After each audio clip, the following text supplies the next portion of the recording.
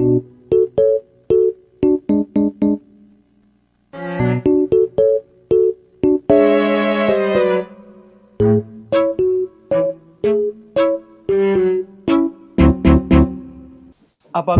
COVID itu benar-benar ada?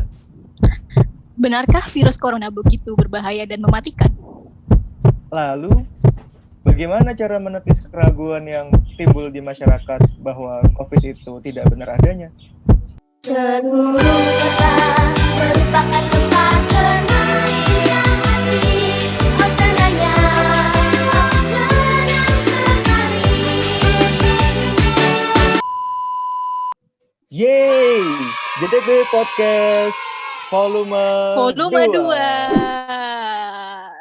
Udah volume 2 nih di JTB Podcast volume 2. Kali ini bareng gue Divi Dan gue Ferry. Kali ini kita bakal ngobrolin yang lebih seru nih tentang apakah COVID itu benar-benar ada. Oke. Ini menarik sih, Fer. Beberapa pertanyaan seputar keraguan akan virus corona timbul di tengah obrolan masyarakat. Faktor pemicunya banyak. Salah satunya karena nggak satu atau dua berita hoaks yang tersebar dan masyarakat belum bisa ngefilter berita-berita itu. Bahkan kadang bisa disertai tuduhan macam-macam kepada media bahwa pemberitaan tentang COVID ini cenderung dilebih-lebihkan. Dilansir dari laman covid19.go.id, Dr. Reisa Broto Asmoro selaku juru bicara tim komunikasi publik gugus tugas nasional penanganan COVID-19, ia menyampaikan bahwasannya virus ini benar-benar ada. Bukti lainnya adalah ilmuwan dari LBM. Apa sih LBM itu? Lembaga Biologi Molekuler. Eichmann telah memetakan beberapa whole genome sequence atau WGS, atau gampangnya sih ya merinci identitas virus dari pasien yang ada di Indonesia gitu. Data ini bermanfaat untuk penelitian lebih lanjut agar diketahui epidemiologi dari virus tersebut, pengembangan vaksin, dan juga obat antivirus. Tapi tahu nggak sih sebenarnya virus corona itu punya berapa jenis? Iya, benar. Jadi emang sebelum nge-hype COVID-19 di Desember 2019 kemarin, sebenarnya virus corona itu ada beberapa jenis dan dapat menginfeksi manusia. Yang pertama adalah virus SARS yang nge-hype di tahun 2000, dan yang kedua adalah virus Middle East Respiratory Syndrome atau MERS di tahun 2012. Nah, kalau yang ketiga ini namanya virus SARS-CoV-2. Jadi gitu ya tipe-tipenya. By the way, COVID-19 ini kan udah ditetapkan sebagai pandemi oleh WHO sejak 11 Maret 2020. Awalnya sih, kalau kita semua tahu gitu kan, hanya menyebar di daerah Cina atau daerah Tiongkok. Tapi karena daya penyebarannya sangat cepat banget, sekarang udah sampai ke negara-negara Eropa, negara Asia, Amerika, termasuk di Indonesia. Beberapa waktu lalu, peringkat nomor 1 negara dengan kasus positif COVID-19 tertinggi itu dipegang oleh USA. Dampaknya pun udah terasa hampir di seluruh dunia, dan nggak bisa dianggap sepele nggak sih? Ternyata masalah pandemi ini benar-benar nggak main-main ya. 180 derajat kehidupan kita tiba-tiba berubah, dan akibat adanya pandemi COVID ini, beberapa sektor atau bahkan semua sektor terkena pada dampaknya, nggak cuma pada sektor kesehatan. Dari mulai sektor pendidikan, ekonomi dan bisnis, pembangunan, benar-benar terasa. Bukan hanya berdampak pada yang positif COVID-19 aja. Bayangin nih, kita terhitung dari awal Maret 2020, pemerintah udah menghimbau masyarakat kalau kita semua harus karantina di rumah, nggak boleh kemana-mana, kerja, sekolah, ngelakuin aktivitas ya di rumah aja. Banyak hal yang harus terpospon atau bahkan tercancel karena adanya pandemi ini. Terlebih lagi kita nih yang ada di Jakarta benar-benar harus lebih ekstra protect untuk menjaga diri kita supaya penyebaran virus di Jakarta itu cenderung menurun, karena menurut data virus di Jakarta ini menyebarnya lebih cepat dibanding di provinsi lain. Gue nih ya, sedikit cerita tentang pengalaman pribadi gue, yang harusnya gue kan kuliah geofisika ya, harusnya semester ini gue ada kuliah praktek, terus observasi langsung ke lapangan, Tapi akhirnya gue harus rela dan ikhlas kalau semua kegiatan kuliah dialihkan secara online. Bahkan teman-teman gue lain yang kuliah di universitas lain yang udah apply buat magang terpaksa nggak jadi karena adanya pandemi ini. Ya gimana mau magang ya, kan pegawai kantornya aja banyak yang di PHK, banyak yang WFH. Jadi emang dampaknya kerasa langsung banget sih di gue. Oke. Itu baru dampak dari sektor pendidikan aja, belum yang lain. Kalau lo sendiri gimana, Fer? Kalau gue sendiri gimana ya? Bener banget sih ngerasa pandemi ini tuh kayak nge-push diri gue untuk ada adaptasi terhadap keadaan yang ini gitu kan. Secara kalau diri gue pribadi tuh senang banget sama kegiatan-kegiatan yang sifatnya di luar, outdoor, ketemu orang banyak, dan lain sebagainya gitu. Salah satu kegiatan gue yang pada akhirnya tertunda itu, waktu itu gue udah ngerancang tuh ada namanya Festival Bedah Jurusan gitu kan, dari beberapa kampus di Indonesia gitu. Terus pesertanya juga dari seluruh Indonesia. Rencananya sih waktu itu pengen dilaksanain di sekitar bulan April kalau nggak salah. Nah, karena waktu itu langsung secara nasional ada namanya PSBB gitu kan, pada akhirnya ya udah kita nggak bisa ngelakuin kegiatan itu secara offline. Dan insya Allah nih di bulan ini kita akan lakuin itu secara online gitu, sebagai respon dari adaptasi kebiasaan baru. Nice.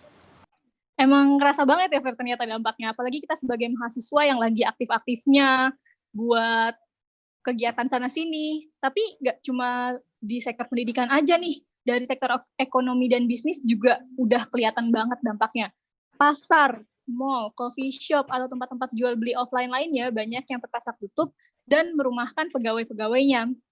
Pedagang juga udah mulai gulung tikar dan banting setir ke industri jual beli online. Kalau gue ngeliat di medsos gue sendiri, banyak banget yang udah mulai jualan online. Bahkan bisa dibilang itu salah satu dampak positifnya mungkin ya dari pandemi ini. Industri food and beverage lagi naik daun banget. Iya tuh bener banget. Tadi kayak yang dari sektor pendidikan, ekonomi gitu kan. Kalau gue sendiri sih paling perhatian gitu di bagian pembangunan nggak sih, sektor pembangunan. Dilihat dari media-media nasional gitu kan, banyak banget tuh penundaan pembangunan infrastruktur yang di beberapa daerah di Indonesia pada akhirnya tertunda gitu, karena adanya relokasi anggaran yang dilakukan oleh Kementerian PUPR itu sendiri untuk penanganan penyebaran virus corona. Informasi dari Menteri PUPR, Pekerjaan Umum dan Perumahan Rakyat, Basuki Hadi Mulyono, itu udah menyatakan bahwasanya ada beberapa proyek pembangunan yang tertunda, seperti pembangunan Bendungan Way Sekampung di Lampung, Bendungan Jeragung di Jawa Tengah, Bendungan Temef di Nusa Tenggara Timur, dan beberapa pembangunan infrastruktur lain gitu kan. Terlebih lagi, menurut Direktur Jenderal WHO, Tedros Adhanom Ghebreyesus, pandemi ini merupakan krisis kesehatan sekali dalam seabad, yang dampaknya bakal terasa hingga puluhan tahun ke depan. Banyak negara yang sekarang tengah berlomba-lomba gitu kan, untuk riset, penanganan COVID, dan pengembangan vaksin anti-corona itu sendiri. Wah, ternyata nggak main-main ya, dampaknya udah bisa diprediksi bakal kerasa hingga puluhan tahun ke depan. Tapi nih ya, Fer, dari tadi kita bahas dampak positifnya nih, ternyata ada juga loh dampak positif dari kondisi pandemi ini. Wait a minute. Selain yang dampak tadi negatif disebutin kali. sama gue, industri. Nah, sekarang dampak positifnya. Kan Nah, betul tadi gue sekali. udah bilang kalau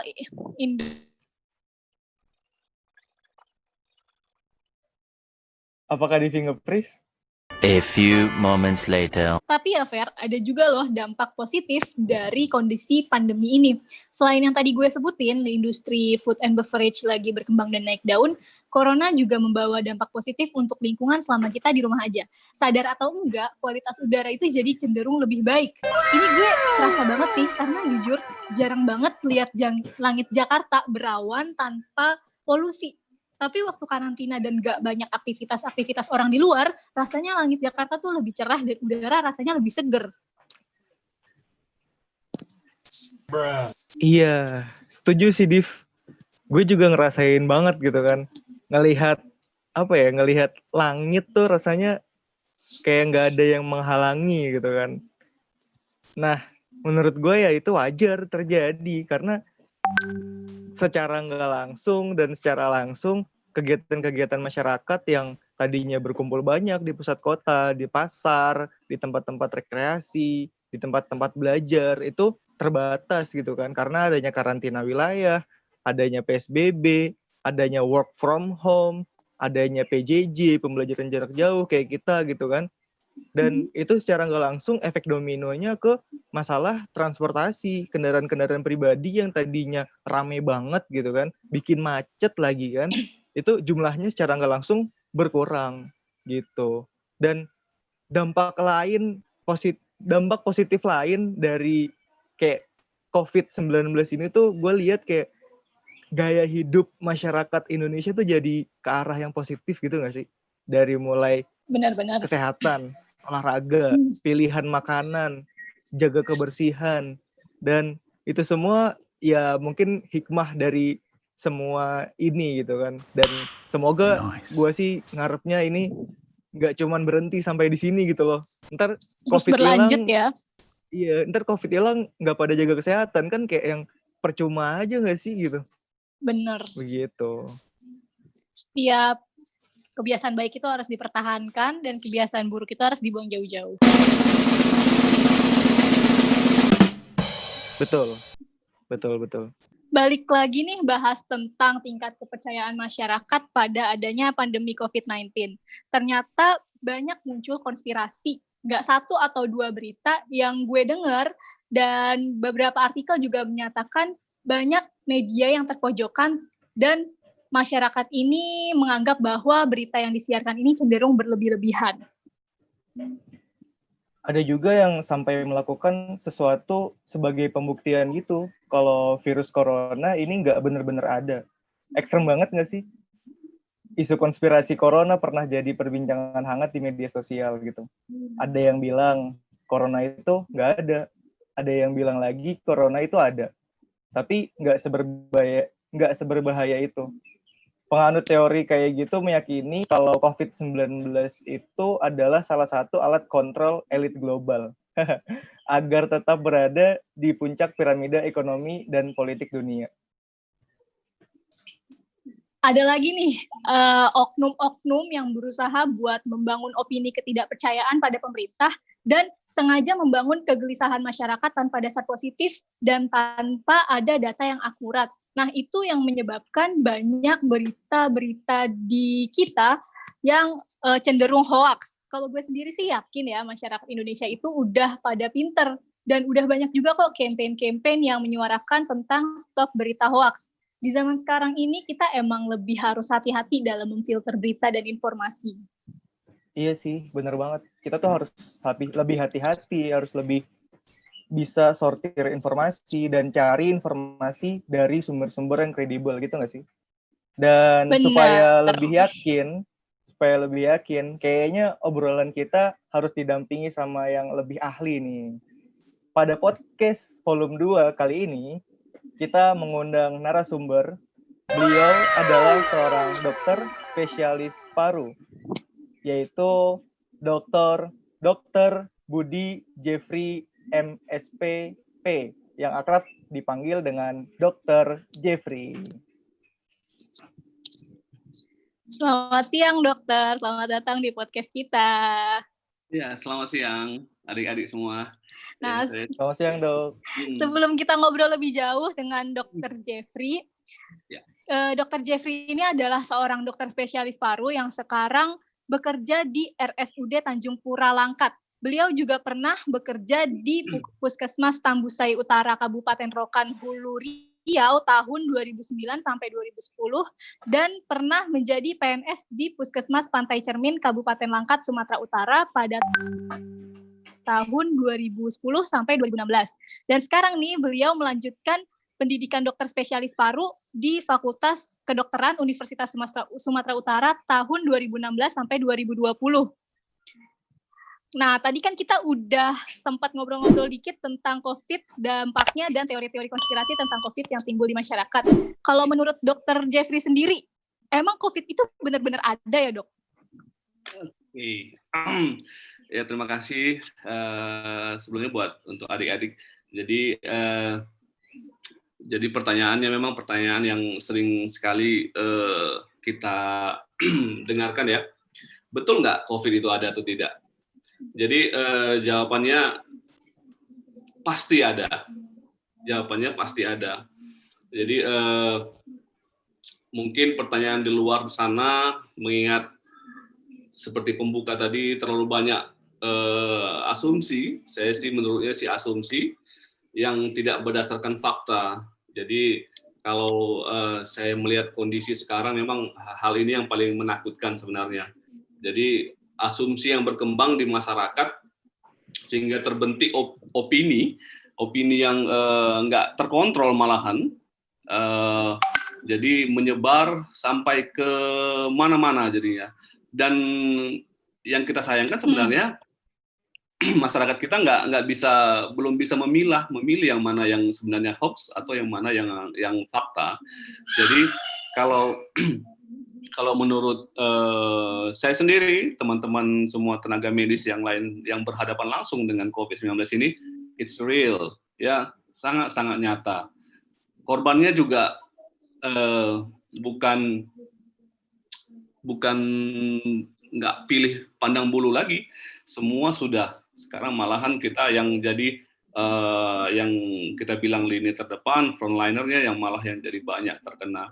Jadi secara kasat mata memang tidak kelihatan COVID-nya. Cuman ini yang kita hadapi sekarang, musuh kita memang musuh yang memang tidak terlihat oleh mata. Jadi dengan adanya podcast ini, mungkin sekalian saya bisa memberikan edukasi kepada teman-teman semua, mungkin adik-adik bisa menyebarluaskannya lagi, sejauh mana, apa efeknya, dan bagaimana cara penanganannya lebih detail lagi, mungkin nanti kita bisa sama-sama sharing. Iya, baik dok. Kan secara langsung, Dr. Jeffrey ini sebagai garda terdepan gitu dok ya. Garda terdepan yang berhadapan langsung dengan pasien gitu kan. Sebenarnya juga kami melihat keadaan masyarakat yang tidak percaya dengan adanya COVID itu agak miris juga gitu dok melihatnya gitu kan. Nah mungkin biar menjadi membangun keyakinan masyarakat tentang COVID itu benar adanya gitu. Aku mau tanya nih dok nih, sebenarnya apa yang sebenarnya terjadi pada seseorang yang terkena COVID gitu dok? Oke, ya jadi pertanyaannya memang apa mungkin tanda gejala orang terkena COVID? Jadi pada tahap-tahap awal, jadi sebenarnya kita harus tahu COVID ini coronavirus disease 2019. Jadi dia sebenarnya sama yang namanya dulu ada MERS-CoV. Jadi MERS-CoV itu Middle East Respiratory Syndrome yang sebelumnya yang dari Timur Tengah. Dia sama satu golongan, sama-sama coronavirus. Jadi nah yang terbaru ini yang kita bilang SARS-CoV-2, dia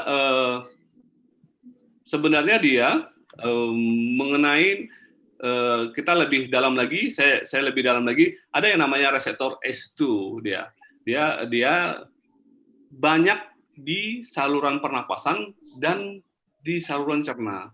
Ada juga di testis, ada juga di brain, ada di otak juga banyak tersebar. Cuman paling banyak di dua tempat tersebut, saluran napas sama di saluran cerna. Tapi yang paling berefek itu mengenai saluran napas. Jadi seperti yang mungkin adik-adik pernah dengar juga, dia penularannya bisa melalui droplet. Yang paling banyak droplet, artinya bersin, kemudian terhirup masuk ke saluran napas, kemudian terjadi proses infeksi di sana. Kemudian bisa melalui sentuhan, karena pada dasarnya virus ini harus mempunyai inangnya, jadi dia harus punya hostnya. Dia nggak bisa berdiri sendiri. Dia harus punya media untuk hidup. Itu protein biasanya. Nah, media untuk hidup ini bisa paling banyak dari manusia didapat dari biasanya dari kulit dan lain-lainnya. Nah, setelah masuk, dia akan menginfeksi saluran napas. Yang paling sering berefek saluran napasnya akan terjadi infeksi di sana. Kita bilang sering pneumonia pada gambarannya seperti pneumonia. Nah, gejala-gejala awal itu yang paling sering demam. Demam itu menurut penelitian juga beberapa penelitian 80-90% yang dialami itu orang-orang yang terkena COVID-19 ini yang punya gejala, dia punya gejala demam. Demam yang paling tinggi. Kemudian flu-like syndrome. Ya kayak kita seperti biasa flu ya, sakit kepala, meriang, kemudian nggak nafsu makan, mual, anosmia, penciumannya kurang, atau perasanya nggak berasa, lidahnya nggak berasa. Dan seperti yang saya bilang tadi, karena dia juga masuk ke saluran cerna, yang paling sering malahan diare, mencret. Itu yang paling kita sering jumpai gejala-gejala dan keluhannya. Oh, jadi banyak ya dok ya, ibaratnya banyak yang diserang oleh COVID-19 itu sendiri, saluran-saluran, dan yang paling berat itu di saluran pernafasan, seperti itu dok. Ya, betul. Untuk pertanyaan selanjutnya, bagaimana kondisi penanganan pasien COVID-19 di rumah sakit dokter yang saat ini sedang bertugas, dok? Oke, ya. Penanganan pada dasarnya semua kita kan pakai SOP, ya. Semuanya standarnya semua sama. Seluruh rumah sakit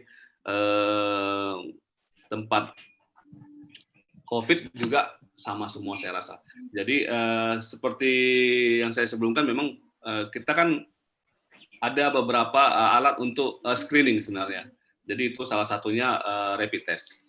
Rapid test itu perlu kawan-kawan ketahui, adik-adik ketahui, itu bukan alat untuk mendiagnosis. Dia hanya untuk men-screening. Artinya kita filter, dia dapat di rapid test reaktif, itu kita screening sebagai kasus-kasus probable.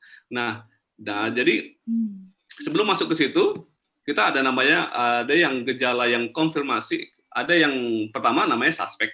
Dulu pada saat-saat awal, kita mengenal istilah, mungkin ada di OTIP, orang tanpa gejala, orang dengan gejala, orang gejala ringan, sedang, berat, kemudian konfirmasi. Nah, sekarang sudah direvisi di bulan 6 kemarin, kita ikut ke WHO juga jadinya, kita ikut dengan suspek. Suspek itu dengan gejala, keluhan, cuman dinaikkan lagi bila ada pemeriksaan seperti reaktif rapid test, kita masuk ke probable, kemudian masuk ke level berikutnya yang sudah tegak diagnosa dengan pemeriksaan swab, PCR, itu kita masukkan dengan konfirmasi. Yang terkonfirmasi dibagi dua lagi, yang dengan gejala, dengan yang tanpa gejala dengan gejala. Jadi asimptomatik dengan yang simptomatik.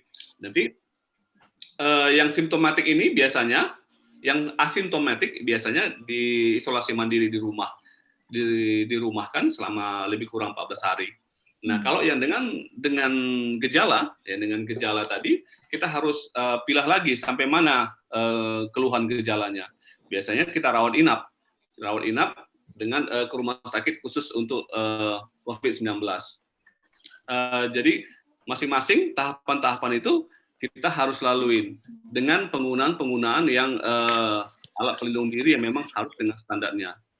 Jadi seperti yang saya alami sendiri, semua pasien-pasien yang ada gejala pada saat awal kita screening, misalnya di IGD, dengan ada tanda-tanda seperti yang saya bilang tadi, keluhan-keluhan dan gejalanya, kemudian kita fototoraks, ronsen dada, kita jumpai ada tanda-tanda memang mengarah ke COVID-19, kita itu naikkan kasusnya dengan perlakuan probable COVID-19 sambil menunggu real time PCR-nya, swab-nya. Jadi diisolasi langsung, isolasi. Saya sedikit tertarik nih dok, tadi dokter bilang kalau virus corona ini yang COVID tadi tersebar melalui saluran pernafasan, saluran cerna. Nah, emang biasanya berapa lama sih dok pasien yang terkonfirmasi positif COVID-19 ini bisa dirawat sampai dinyatakan sembuh? Ya, perawatan atau penanganan dari pasien-pasien konfirmasi COVID-19 ini berbeda-beda sebenarnya. Jadi kita nggak bisa buat standar berapa lama karena itu sangat-sangat tergantung kepada individunya. Individunya sangat-sangat bergantung. Individunya, kemudian komorbid, penyakit-penyakit penyerta yang dialami pasien dengan imunitasnya. Karena peran utama yang sekarang yang dihadapi adalah imunitas. Nah, imunitas ini pada pasien-pasien tertentu yang dengan kita sebutnya immunocompromised, dia akan jelek. Dan misalnya seperti kalau memang usia muda dengan tidak ada penyakit penyerta atau komorbid lainnya, biasanya kita hadapi seminggu sampai 10 hari sudah kita dapati swab yang negatif. Nah, sampai sekarang kita sering menjumpai pasien-pasien dengan komorbid dengan immunocompromised seperti diabetes mellitus, sakit gula, kemudian HIV, AIDS. Kemudian ini akan memperlama perawatan. Nah, ini yang sekarang jadi WHO juga membuat konsensus mengenai ini karena kita sering menghadapi pasien-pasien yang dengan keluhan-keluhan adanya gangguan daya tahan tubuh, immunocompromised itu dia akan panjang sekali. Dia akan panjang sekali perawatannya, bisa sampai 3 bulan. Kita pernah nangani sampai pasien yang nggak pulang-pulang. Padahal keluhannya is okay, nggak ada masalah. Cuman karena hasil pemeriksaannya dari real time PCR-nya tetap positif, kita nggak boleh pulang. Nah, itu yang direvisi oleh WHO berikutnya. Jadi WHO buat revisi berikutnya karena bila mana dijumpai 10 hari setelah tidak dijumpai gejala walaupun PCR-nya positif itu udah boleh dipulangin. Tapi bukan sembuh. Itu harus dicatat adik-adik, bukan sembuh. Dia kriteria pulang. Jadi mungkin informasi-informasi ini yang perlu saya tekankan buat adik-adik karena nanti mungkin bisa menjelaskan kepada teman-teman. Bisa mana tahu dijumpai ada kasus yang masih PCR-nya positif, artinya dia masih COVID-19 tapi disuruh pulang. Itu kriteria pulang namanya. Bukan kriteria sembuh. Kriteria sembuh kita menyebutkan namanya pasien sembuh COVID-19 dengan pemeriksaan 2 kali PCR, swab 2 kali berturut-turut selama kurang dari 24 jam negatif. Itu kita kriteria pulang. Kriteria sembuh. Sembuh. Ya. Untuk selanjutnya dok, terkait dengan keadaan pasien gitu dok. Ya. Di berbagai media nasional, dari televisi, media sosial, itu booming banget gitu kan, viral banget keadaan di mana ada seorang pasien yang secara medis sudah ditentukan dia reaktif COVID-19 begitu dok. Nah, namun banyak penolakan dari pribadinya sendiri, bahkan dari keluarganya gitu. Secara fakta yang dokter hadapi di lapangan gitu, ada nggak sih dok keadaan-keadaan seperti itu dok, yang pernah dokter alami sendiri dan solusinya bagaimana dok? Ya, jawabannya sangat banyak sekali sebenarnya. Jadi disinilah peran kita sebenarnya untuk memberikan edukasi yang baik sebenarnya sama pasien. Jadi jelas itu suatu menurut masyarakat di luar sana, COVID-19 ini penyakit yang memang ya dalam tanda kutip mengerikan bagi mereka. Jadi terus terang akan banyak penolakan secara pribadi, keluarga pasien, itu akan sering kita hadapi. Kita sering menghadapi seperti ini, cuman dengan pendekatan-pendekatan yang memang kita perlukan, dari pendekatan secara emosional, kemudian kita memberikan pengetahuan dan edukasi tentang penyakit ini sendiri, bisa kita minimalkan. Saya bilang kita minimalkan penolakan-penolakan tersebut. Karena apa? Mungkin yang beredar di masyarakat ini kurangnya komunikasi antara tenaga medis sama dengan pasien atau keluarga pasien. Jadi sekalian saya curhat nih ya. Jadi pengalaman-pengalaman teman-teman yang di apa namanya yang kita hadapin.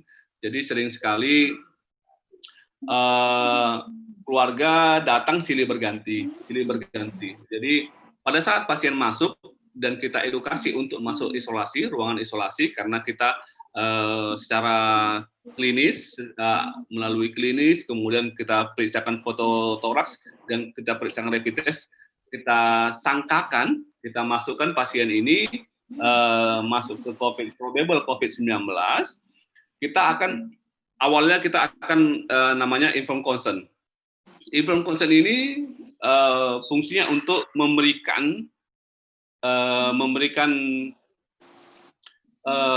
edukasi ke pasien dan keluarga pasien mengenai apa yang harus dilakukan di ruangan isolasi, bagaimana caranya, apa yang diperlukan, dan bagaimana kondisi di dalam. Itu yang kita edukasi. Jadi di form informed consent ini, pasien berhak tahu apa hak dan kewajibannya. Jadi itu harus kita kasih tahu.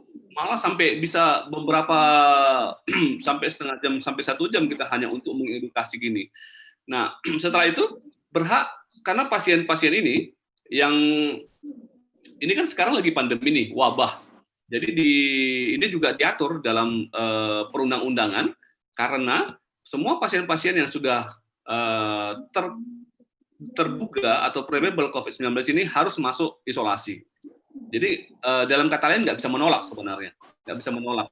Tapi yang kita hadapi kan sekarang seperti itu. Tapi dengan seperti yang saya bilang tadi, dengan pendekatan-pendekatan yang kita dekati, kita kasih edukasi,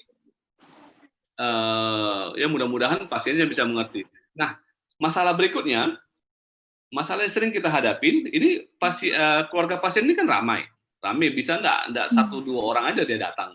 Jadi pada saat kita edukasi, kita informed consent, keluarga yang pada saat itu datang mengerti, iya gitu. Oke, kita setuju dimasukin dengan protokol COVID-19. Nah, berikutnya ada keluarga lain yang datang. Kan kita enggak semua, kita enggak bisa semua edukasi nih keluarga mereka. Pada saat berikutnya, ada keluarga yang datang, yang pada saat itu tidak ikut pada saat kita memberikan informed consent, kita tidak bisa edukasi. Nah, ini yang keluarga-keluarga yang kita bilang keluarga lapis ketiga, lapis keempat ini yang selalu buat kehebohan, ya suasana menjadi ricuh jadinya. Karena pada saat itu dia nggak ikut. Jadi ya gitulah kondisinya. Jadi selalu yang buat aneh itu memang pihak ketiga, pihak keempat ini. Jadi keluarga inti itu sebenarnya sudah mengerti, sudah kita edukasi mengenai apa yang akan terjadi dan apa hak dan kewajiban jika terkena COVID-19. Saya rasa gitu. Emang berarti edukasi tentang COVID itu penting banget ya, Dok. Karena di lingkungan saya pun banyak yang masih segitu takutnya sama virus corona ini. Kadang misalkan kita mau keluar nih, jangan keluar dulu, jangan jalan-jalan kemana, karena masih kesebar nih virus corona, takutnya ketular. Padahal kayaknya sih nggak seberbahaya itu ya, Dok ya. Jadi saya sih kita nggak perlu takut, cuman kita harus waspada, ya. Kata kuncinya harus waspada.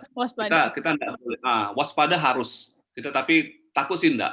Kita harus hadapin kenyataan yang seperti ini. Cuman kita harus waspada. Kata kuncinya sebenarnya waspada. Kita ikutin protokol kesehatan, ya mudah-mudahan sih lancar, aman.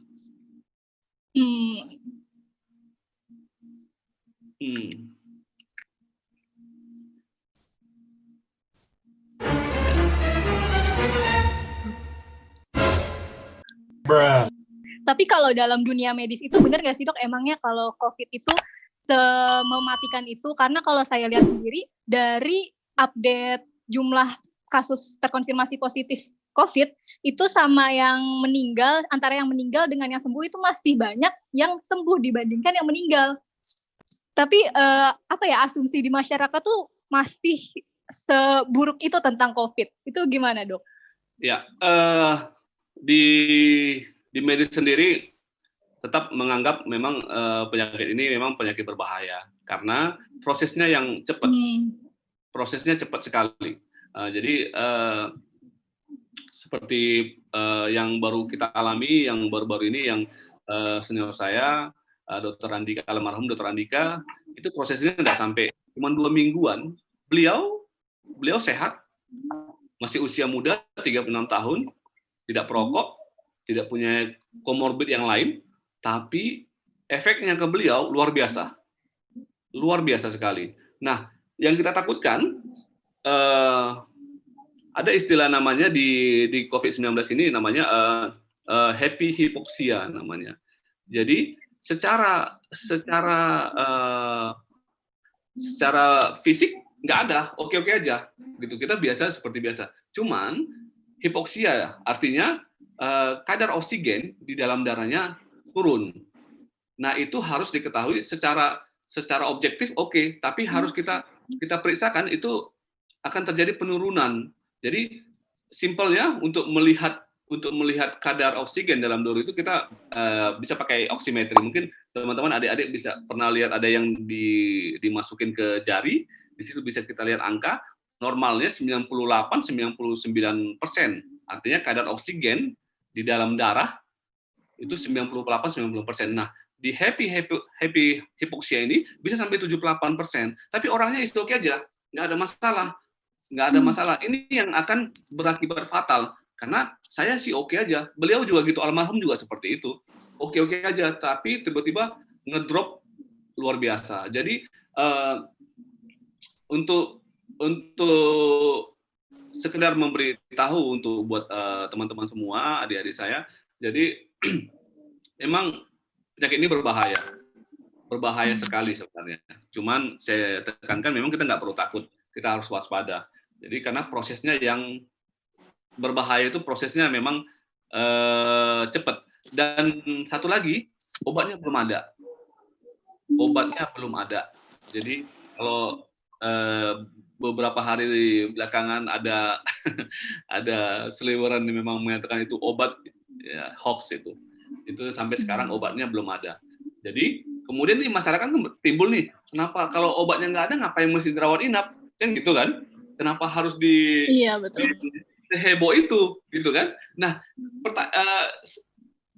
kelanjutannya yang berbahaya, jika nggak ditanganin, jika tidak dirawat, ini akan menyebarkan ke orang lain.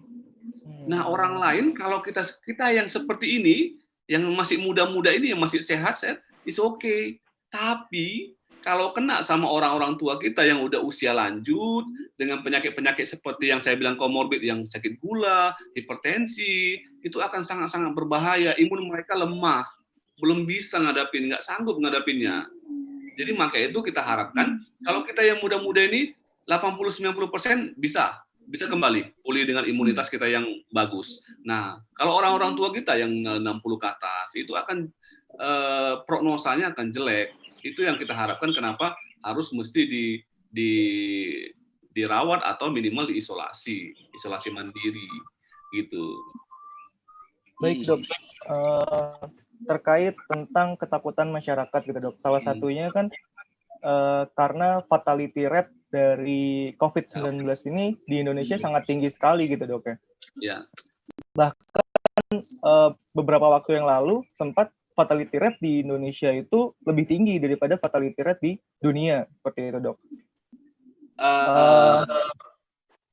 Yang jadi pertanyaannya gitu, Dok, salah satu yang menjadi pertanyaan masyarakat juga gitu, kenapa sih, Dok, hal itu bisa terjadi selain faktor-faktor yang terkait akses terhadap kesehatan yang minim dan lain sebagainya gitu. Oke. Mungkin saya koreksi sedikit. Jadi kita punya fatality rate CFR itu sekarang update terakhir 4,6, 4,7. Jadi artinya kita bandingkan yang memang bukan dengan populasi kita bandingkan dengan kematian dengan yang kasus-kasus yang confirm. Jadi kita CFR-nya itu. Jadi kita 4,6 sampai 4,7% per April kemarin. Dan sempat di angka 5, 5,2, 5,3.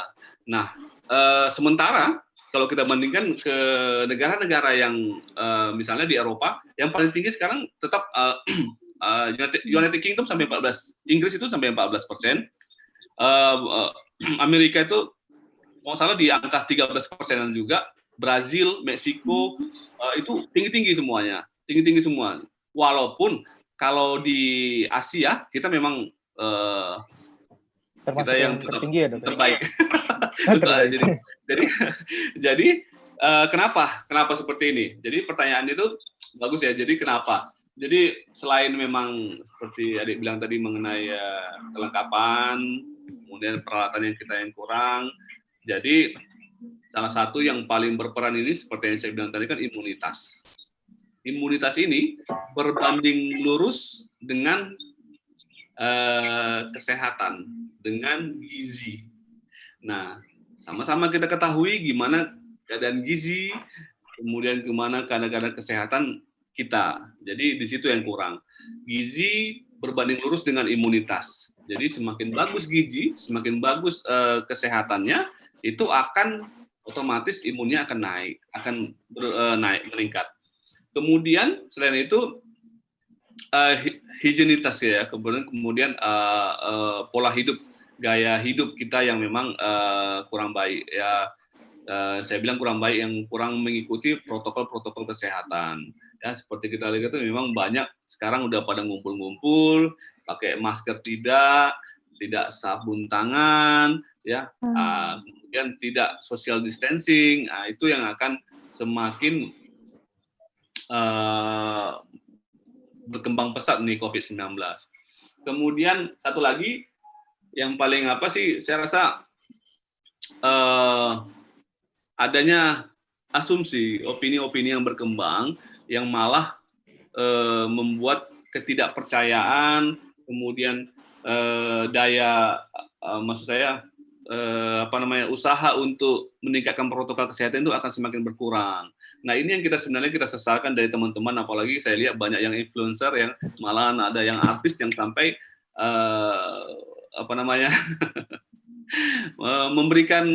memberikan hal-hal yang tidak baik. Jadi kita tenaga medis itu tidak melarang orang untuk berpendapat sebenarnya. Semua orang itu boleh berpendapat ini konspirasi atau konstipasi, itu oke aja. Nah, cuman yang jadi masalahnya ketika seseorang ini mensugesti orang, kemudian untuk berpikiran untuk menyamakan pemikiran dia sama orang lain, itu yang jadi susah. Jadi kalau dia berpendapat ini sebuah konspirasi, itu oke aja, tapi dalam hatinya jangan ada usaha untuk meyakinkan orang lain, untuk mengajak orang lain supaya ini konspirasi, itu salah. Itu yang sebenarnya yang semakin memperumit keadaan kita sekarang. Iya. Mungkin ketika yang berpikiran konspiratif itu orang-orang seperti saya yang tidak berpengaruh secara masif gitu, Dok, itu nggak jadi masalah ya, Dok ya? Betul. Iya, Betul. Nah, ini kan yang punya follower sampai jutaan kan? Iya, betul. Iya, betul. Apalagi yang nyebarin konspirasi nggak didukung sama fakta medis yang ada, itu sangat berbahaya. Asumsi negatif sekali ke masyarakat. Iya. Betul. Itu sangat berbahaya. Jadi saya sih ngikutin juga perkembangan di media sosial. Jadi memang kayak Ariel bilang, kalau memang belum berkompeten untuk memberikan pendapat, mending diam aja. Itu lebih bagus. Jadi kita sesuai dengan kompetensi kita masing-masing. Kalau saya musisi, saya dokter. Kita ikutin aja apa yang menjadi kompetensi kita masing-masing. Saya rasa itu memang. Dan terkait fatality rate di Indonesia nih, Dok, ini kan cenderung tinggi ya. Nah, selain penetapan protokol kesehatan yang ditetapkan sama pemerintah, itu soal ada nih solusi new normal. Menurut dokter sendiri, new normal ini yang diterapkan di Indonesia masih berpengaruh nggak sih terhadap pertumbuhan COVID-19 ini? Ya, sebenarnya sih untuk menjawab pertanyaan ini memang saya sedikit jadi mau komentar atau mengkritisi pemerintah sebenarnya. Jadi saya pribadi saya nggak suka ada kata-kata penggunaan new normal. Jadi seakan-akan orang kalau awam itu, kalau kita mungkin yang sekolah mungkin it's okay lah, new normal gitu kan. Ada kata-kata new normal. Cuman kalau orang-orang lain itu kan new normal apa? Berarti udah normal gitu kan. Nah, jadi penggunaan kata-kata itu sebenarnya saya nggak cocok. Jadi itu berakibat semakin masyarakat udah nggak ada apa-apa nih gitu, udah normal. Itu saya rasa kurang setuju untuk penggunaan kata-kata seperti itu. Walaupun akhirnya dirubah ya menjadi AKB jadinya, adaptasi kebiasaan baru. Iya, adaptasi kebiasaan baru. Udah tertanam duluan tuh, new normal tuh udah tertanam. Jadi AKB itu benar. Jadi gitu. Jadi tapi saya syukur sih teman-teman, makanya itu kemarin udah bilang ada apa yang mau ngajak gini, saya langsung senang karena memang upaya-upaya yang untuk menyampaikan informasi ke kalian, apalagi ke teman-teman itu bisa sampai gitu dari orang yang memang enak bisa kita memang untuk menguasai itu. Jadi tidak ada informasi yang berkembang yang nggak baik jadinya gitu. Iya betul dok. Jadi ya salah satu tujuan kami dari tim kuliah kerja nyata STMKG mengundang dokter bergabung bersama di podcast kami gitu dok. Tujuannya salah satunya itu kita gimana caranya kita menjadi bagian orang-orang yang mengumpulkan informasi-informasi yang kredibel gitu dok kan ya. Nah terkait dengan masih tentang keraguan masyarakat gitu dok ya, masih keraguan masyarakat terkait COVID-19 gitu. Ada pertanyaan nih dok, bagaimana sih cara menepis keraguan yang timbul dalam masyarakat bahwa COVID itu tidak benar adanya gitu dok? Ya, ya jelas ini peran kita bersama ya. Jadi ini harus komprehensif mengenai mengedukasi pasien ini. Jadi terus terang kalau kami sendiri yang tenaga medis diharapkan langsung untuk menangani edukasi ini akan kesulitan karena jumlahnya nggak banyak. Jadi yang pertama kita harus membuka diri, kita harus mau nggak mau yang kita hadapi memang real ya. Jadi memang COVID itu ada. Jadi itu kata kunci pertamanya. COVID-19 itu nyata. Dan kami terus terang, terutama kami pribadi dokter, kami nggak mau tahu itu mau namanya konspirasi kek, mau apa kek, itu nggak urusan kami sebenarnya. Cuman apa yang bisa kami lakukan untuk kebaikan pasien itu tetap yang nomor satu. Nah, jadi karena segitu masifnya ketidakpercayaan pasien terhadap COVID-19 ini, jadi jalan pertamanya mau nggak mau kita harus mengedukasi pribadi ke pribadi pasiennya atau ke masyarakat luas. Jadi salah satunya dengan seperti ini. Jadi mau nggak mau kita harus turun untuk meyakinkan pasien. Nih lihat, karena kalau mereka bilang nggak ada, nggak mungkin juga. Udah terlalu banyak korban, gitu. Udah terlalu banyak jiwa-jiwa yang sia-sia mati dengan meninggal dengan COVID-19 ini. Saya rasa dengan hampir 5.000-an per hari ini, 5.000-an se-Indonesia, saya rasa itu sudah menjadi bukti yang real. Memang COVID itu ada dan berbahaya. Tapi kita sekali saya sampaikan, mari kita sama-sama untuk mencegahnya saja. Jadi kita nggak boleh takut, tapi kita harus tetap waspada. Saya rasa seperti itu aja. Karena edukasi yang paling penting kepada pasien, kepada masyarakat sebenarnya. Ya. Kalau untuk tentang pemalsuan data nih dok, kan masih banyak masyarakat yang tergiring sama asumsi bahwa ada pemalsuan data terkait dengan pasien yang terkonfirmasi positif COVID-19. Nah, orang-orang di sana bilang kalau jumlah pasien yang terkonfirmasi itu datanya ditambah-tambahin supaya dapat suntikan dana dari pemerintah dan semacamnya. Nah, begitu pula sama angka kematian yang disebabkan oleh virus itu.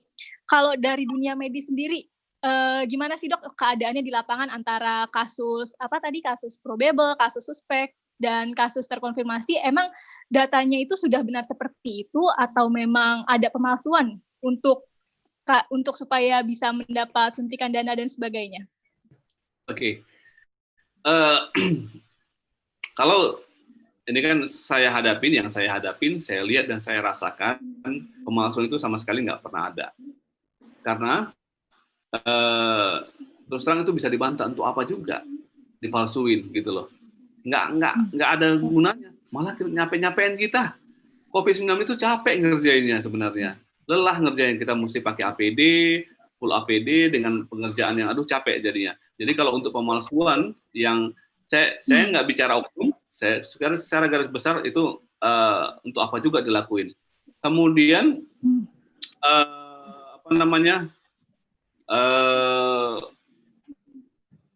mungkin alur yang saya rasa yang memang kurang dimengerti oleh masyarakat mengenai penanganan COVID-19 ini, alurnya itu. Jadi ada informasi yang masuk ke masyarakat dengan adanya COVID, kita langsung kaya raya, uangnya langsung cair gitu kan. Itu bullshit sebenarnya, omong kosong. jadi itu nama sekali tidak betul. Jadi perlu adik-adik ketahui sebenarnya di acara ini juga, di podcast ini juga saya sampaikan itu nggak dapat apa-apa, kita malah capek sebenarnya. Itu fitnahan yang memang paling keji yang kami rasakan sebenarnya sebagai dokter. Kita dapat banyak, enggak ada deh. Kita enggak dapat apa-apa di situ. Ya kalau kita dapat ya layaknya seperti biasa aja dapat, enggak ada yang berlebih gimana. Memang sampai kalau kemarin saya sempat baca itu satu pasien sampai 300-an juta, itu enggak semua pasien 300-an juta. Jadi memang bisa mencapai angka itu bila mana pasiennya memang berat. Jadi sekalian saya kasih tahu memang pada pasien masuk isolasi mandiri, dia itu tidak bisa dijumpai setiap saat. Jadi kita kasih per 3 kali sehari, per 8 jam. Per 8 jam. Jadi setiap yang masuk itu, misalnya per 8 jam sekali yang masuk itu dokter 1, perawatnya minimal 2, kemudian itu nanti ada yang bagian gizinya, bagian bersih-bersihnya, cleaning service-nya. Jadi itu 1 kali masuk itu kira-kira ada sampai 8 sampai 10 orang masuk. Untuk berarti 30 orang satu hari minimal itu. Jadi untuk pembiayaan itu bajunya kan beda, khusus dengan bajunya. Kemudian pemakaian masker, kemudian pakai Google, kemudian pakai bla bla bla semua itu besar biayanya. Nah, bila mana pasien dengan perawatan yang intensif dengan pemakaian diintubasi, jadi perlu pasien mekanikal yang kita masuk perlu pakai alat-alat yang lebih canggih lagi. Nah itu kan harus dihitung. Jadi pasien-pasien dengan yang berat sekali bisa mencapai angka ratusan juta, tapi tidak semua. Dan proses itu tidak ujuk-ujuk langsung 300 juta itu masuk ke kantong rumah sakit atau kantong rumah. Enggak, itu ada verifikasi lagi, ada verifikator dari tim verifikatornya lagi. Jadi tahapannya itu panjang. Jadi informasi yang masuk itu bulat-bulat diterima masyarakat, padahal tidak seperti itu. Jadi kesannya sujon jadinya kan, semua dokter dapat kaya raya. Kalau satu pasien, waduh, enggak kayak gitu juga. Kita kerja berdasarkan humanity sebenarnya. Kita enggak garis besar dokter itu semua, saya rasa teman-teman semua dokter itu bekerja dengan hatinya. Kita juga pegang sumpah. Walaupun ada oknum-oknum, saya nggak bisa bilang ada, pasti ada oknum-oknum yang memang mencari kesempatan pada saat ini pasti. Cuman saya bilang itu oknum. Kita yakinkan, saya pastikan semua teman-teman dokter itu memang bekerja memang dari hatinya untuk kemanusiaan. ya. Baik dok. Ya alhamdulillah gitu dok ya dengan penyampaian dari dokter tadi gitu kan. Insya Allah gitu kan bisa menjawab ke apa ya prasangka buruk di masyarakat luar tentang petugas-petugas medis, tentang pemerintah, tentang setiap lini yang berurusan langsung dengan COVID-19 ini gitu dok. Baik dok, untuk selanjutnya dok terkait kembali lagi ke minimnya keraguan masyarakat terhadap COVID-19 gitu dan perilaku-perilaku dari masyarakat yang tidak mencerminkan cara-cara waspada menghadapi COVID-19 gitu. Bagaimana cara meyakinkan masyarakat untuk tetap aware terhadap virus COVID-19 ini? Karena banyak masyarakat yang secara faktual gitu sudah mulai lalai dengan protokol kesehatan terkait COVID-19. Untuk meningkatkan kewaspadaan dan aware masyarakat terhadap COVID-19 dan terhadap protokol kesehatan gitu dok. Caranya seperti apa? Ya, baik. Jadi ini salah satu pekerjaan yang sulit yang kita hadapin ya, maupun pemerintah hadapin memang mengenai bagaimana cara masyarakat untuk lebih aware terhadap COVID-19 ini. Jadi sebenarnya secara saya memang sudah maksimal yang kita lakukan. Jadi tergantung individu yang masing-masing. Dengan beberapa bulan ini sudah intens memang pemberitahuan mengenai adanya COVID-19 itu. Jadi secara lisan, tulisan, bentuk pamflet atau iklan atau yang lain-lain itu sudah dilakukan semuanya. Jadi sekarang tergantung kepada individunya. Jadi kita juga nggak bisa memaksakan. Ini yang paling sulit yang kita hadapi. Kita nggak bisa memaksakan orang supaya yakin atau percaya, karena sudah semua kita kasih, kita kasih bentuknya. Udah sampai beberapa bulan lalu ini mungkin intensnya berkurang, tapi selama beberapa bulan terakhir yang adanya setiap hari ada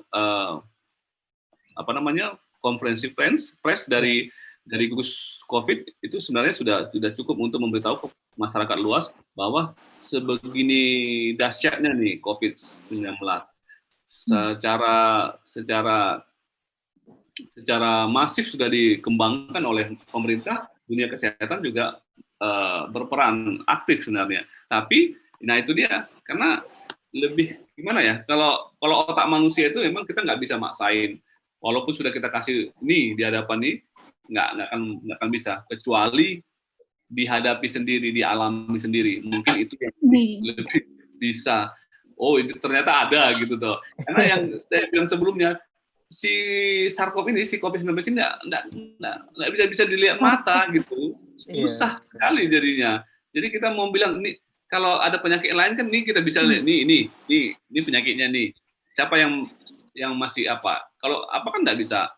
Kalau COVID ini nggak bisa kita, karena kayak teori konspirasi itu orang nggak ada obatnya kok ngapain diobatin kan gitu ceritanya. Nah itu yang salah. Jadi memang nggak ada obatnya. Cuman kalau nggak diobatin, ini kan akan menularin yang lain, kan berbahaya jadinya.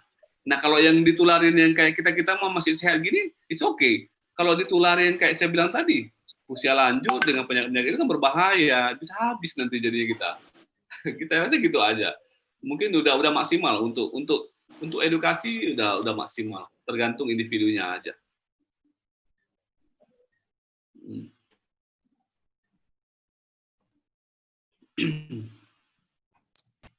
Oke, terakhir nih dok, kita gimana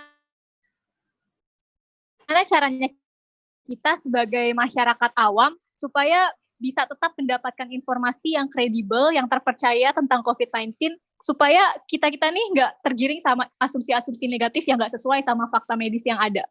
Ya, jadi pemerintah udah buat namanya tim gugus cepat percepatan penanganan COVID-19. Jadi dengan adanya tim ini Kita udah satu pintu jadinya, satu pintu.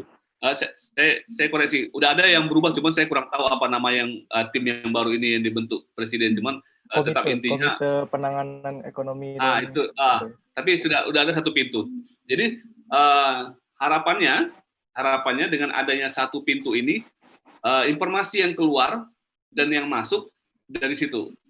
Jadi kita harapkan kepada masyarakat semuanya, informasi yang mau diterima kita harapkan berasal dari sumber yang jelas ini. Karena Komite Penanganan dan COVID-19 ini itu sah dia, dia sahih dia. Dia yang berhak untuk mengeluarkan informasi, menerima, setelah menjelaskannya. Tapi bebas siapa aja yang bisa mengambil. Nanti ada dipecahkan lagi boleh. Cuman kalau informasinya harus dari yang kredibel. Nah, di hotline juga ada hotline khusus untuk maaf saya kurang tahu berapa hotline-nya, tapi itu punya hotline khusus untuk penanganan COVID-19. Nah, kalau di daerah, kita di daerah itu punya tim lagi di bawahnya. Di bawah ini kita punya tim percepatan penanganan COVID-19 yang dikepalai oleh kepala daerah masing-masing sebagai kepala timnya. Nah, ini akan membawahi sampai ke level gubernur, levelnya berikutnya ke kabupaten wali kota, kemudian sampai ke kecamatan itu dipimpin oleh kepala daerah masing-masing. Jadi secara sistematis sudah jelas sebenarnya. Jadi Pak Dodi langsung kepalanya, langsung gubernurnya masing-masing, langsung wali kota atau bupatinya, langsung camat, langsung lurah atau kepala desanya. Jelas, strukturnya sudah jelas. Jadi kalau ada informasi-informasi yang mengenai misalnya kita jumpai ini orang yang memang punya gejala atau punya tanda-tanda yang kita COVID-19. Itu harus dilaporkan ke desa. Desa itu punya tim khusus sendiri. Jadi mereka akan menyampaikan langsung ke tingkat berikutnya. Atau misalnya di kabupaten, langsung lapor ke kabupaten, tim gugus kabupaten akan langsung turun untuk melakukan screening sampai mana. Setelah di swab, hasilnya tidak diagnosa, itu akan dilapor lagi sampai ke atas. Jadi seperti itu. Jadi tangga itu sudah jelas, hierarkinya sudah jelas sebenarnya. Jadi komunikasi, informasi sudah jelas mengenai COVID-19 ini. Kita nggak usah khawatir. Tapi yang saya mohonkan memang harus dari sumber-sumber yang kredibel. Jangan dari asal catut yang memang nggak jelas, jadi informasi yang berkembang jadi menyimpang jadinya. Baik, Dok. Sebagai penutup, Dok, dari sesi podcast kita pada siang hari ini, terkait banyak sekali beredar informasi di media nasional, di TV, di media sosial, terkait COVID-19 gitu, Dok. Nah, pesan dari dokter untuk kita sebagai masyarakat awam, bagaimana cara kita menanggapi berita-berita yang tersebar liar di media sosial, di televisi dan lain sebagainya itu mengenai COVID-19 ini, Dok? Ya, terima kasih. Jadi slogannya tetap kita sebelum sharing kita saring dulu. Jadi untuk meningkatkan hal-hal. Jadi sebenarnya dari sekian banyak informasi pasti googling itu hal yang paling utama. Jadi kita harus lebih hati-hati menyerap dari informasi-informasi yang beredar. Semua terutama untuk COVID-19 ini memang karena begitu masifnya juga ada yang dari yang kontra. Jadi ini peran kita masing-masing terutama untuk adik-adik yang kedepannya akan berhubungan langsung dengan masyarakat untuk memberikan informasi yang jelas dan terarah serta sah. Jadi dengan cara saya rasa sih banyak brosur yang berseliweran mengenai COVID-19 ini. Jadi seperti yang saya bilang tadi, kita nggak bisa memaksakan kehendak, cuman kita bisa mengedukasi, memberikan informasi yang jelas mengenai seperti yang kita bahas sebelumnya tadi, gimana dan masalah yang dihadapi pada COVID-19 ini. Jadi saya sih berharap untuk mengedukasi ini lebih baik pribadi ke pribadi. Saya lihat perkembangan dari informasi yang di media cetak, elektronik ataupun sosial media itu sudah terlalu berkembang kemana-mana. Jadi saya sendiri juga sering jumpai masyarakat yang memang atau teman-teman yang memang kita kasih pun mengenai informasi tetap nggak terima karena sudah ada blocking dari dalam dirinya, memang ini adalah konspirasi. Jadi mudah-mudahan kita bisa menyelesaikan pandemi ini dengan sehat walafiat. Kita tetap waspada, kita ikuti dengan protokol kesehatan, ya, istirahat yang cukup, makan makanan yang bergizi dan sehat, dan juga jangan lupa olahraga. Saya demikian, teman-teman. Baik, Dok. Sudah banyak banget nggak sih ini informasi yang kita dapatkan dari Dr. Jeffrey yang secara langsung berinteraksi dengan kasus COVID, secara langsung menangani pasien-pasien COVID, secara langsung juga menangani masyarakat yang sedikit agak aneh gitu kan, responnya terhadap COVID gitu kan. Nah, mungkin buat teman-teman yang nonton podcast ini gitu, tadi udah panjang lebar kita bicara tentang COVID. Intinya tuh pertama kesadaran nggak sih, Div? Iya nggak? Kesadaran dari masyarakat itu sendiri. Dan yang gue garis bawahin banget nih, Fer ya, COVID itu nggak perlu ditakutin, tapi harus kita waspadai. Karena apa? Iya, karena penyebarannya itu cepat banget dan belum ditemukan vaksinnya. Iya. Jadi ketakutan yang berlebihan terkait COVID-19 juga nggak baik kan ya?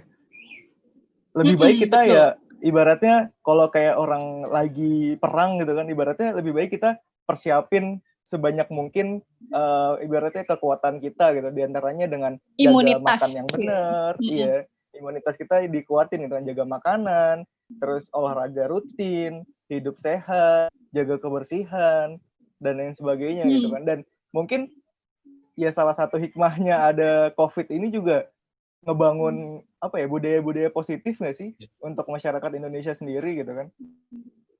Benar budaya banget. Positif Iya, untuk jadinya kita lebih lebih menerapkan pola hidup bersih dan sehat. Iya, lebih aware juga. Sebenarnya kan virus-virus yang ada di luar itu nggak cuma virus corona aja gitu kan, banyak juga virus-virus berbahaya lain. Tapi dengan adanya pandemi ini, jadi kita lebih menerapkan pola hidup bersih dan sehat. Kayak hal kecil aja dari luar yang biasanya baju tuh kalau nggak keringetan bisa dipakai sekali, ya bisa dipakai 2 kali atau 3 kali. Karena adanya pandemi ini kita jadi kayak ya udahlah, baju sekali pakai, cuci terus ganti lagi yang baru. Kayak gitu nggak sih, Fer?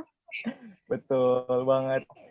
Untuk Dr. Budi Jeffrey, kami berterima kasih, sangat berterima kasih sekali atas ketersediaan dokter untuk sharing bersama kami, untuk berbagi informasi yang positif kepada masyarakat gitu. Dan insya Allah kami dari tim KKN STMKG juga penuh tekad yang kuat untuk menjadi bagian dari masyarakat yang mengedukasi dan menjadi masyarakat yang gimana caranya memberikan informasi-informasi yang terbaik untuk masyarakat begitu. Terima kasih Dr. Jeffrey, banyak banget ilmu yang bisa diambil nih dari obrolan kita tadi. Oke, terima kasih, sukses semua buat kalian ya. Siap, terima kasih Dok. Oke, thank you ya. Terima kasih Dok. Oke, saya live ya. Thank you semua ya. Mohon maaf bila ada kata-kata. Terima kasih banyak Dok. Mohon maaf juga kalau. Mohon maaf juga Dok. Ya. Semoga ada yang baik yang kita ambil masing-masing. Oke, bye-bye. Yang bisa disampaikan.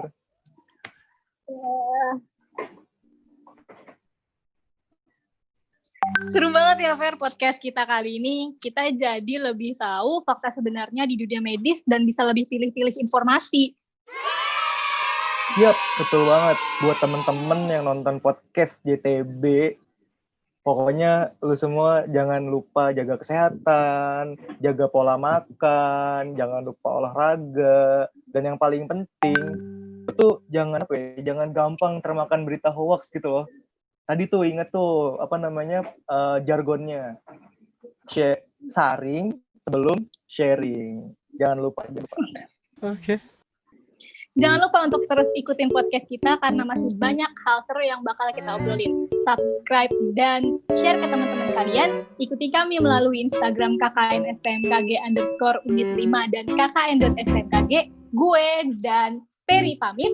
Have a nice day for you all.